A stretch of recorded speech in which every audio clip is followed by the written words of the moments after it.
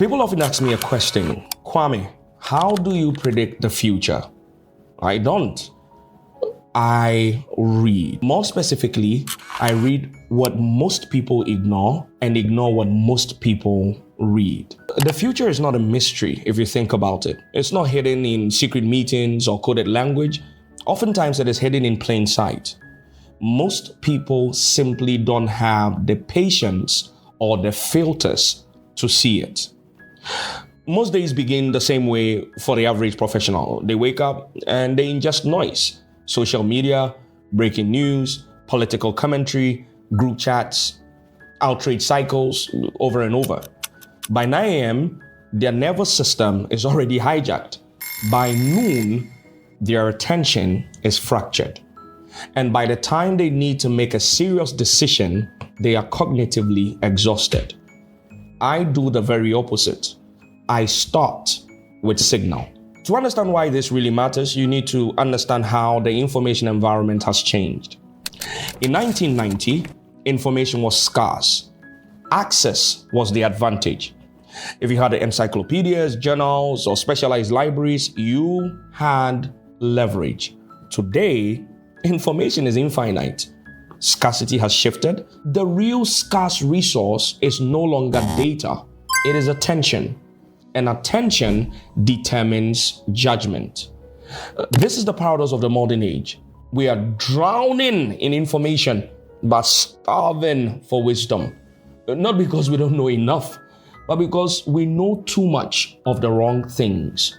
Now, let's talk about what this does to your brain. Behavioral research consistently shows that modern professionals interact with their phones thousands of times a day.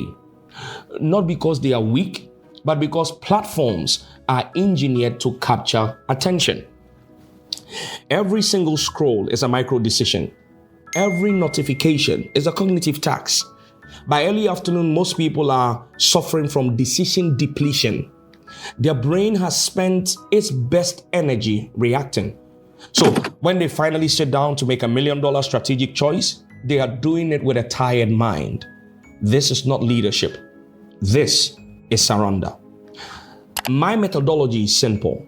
It is not about consuming more information. It is about defending cognition.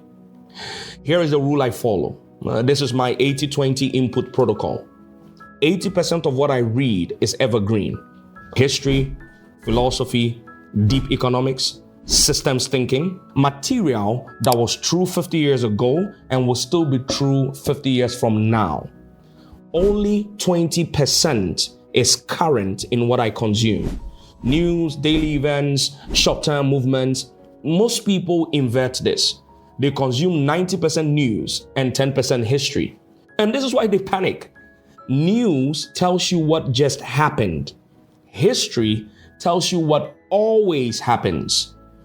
Cycles do not announce themselves. They just repeat. So this is why I am very deliberate about sources. I don't read tech blogs to understand technology. I read research.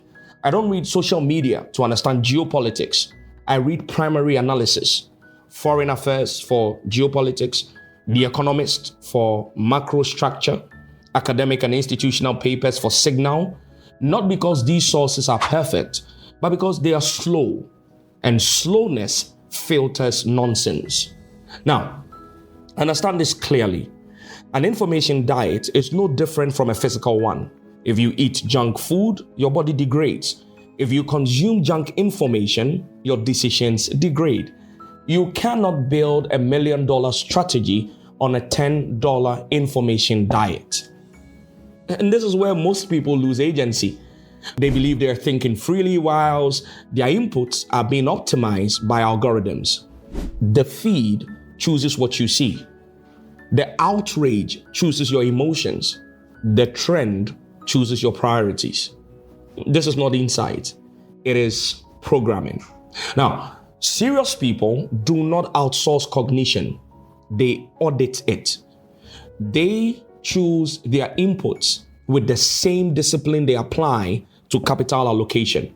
Because in the end, the quality of your decisions cannot exceed the quality of your information. The future does not belong to the fastest readers. It belongs to the clearest thinkers. And to be honest, clarity is a function of what you actually allow into your mind.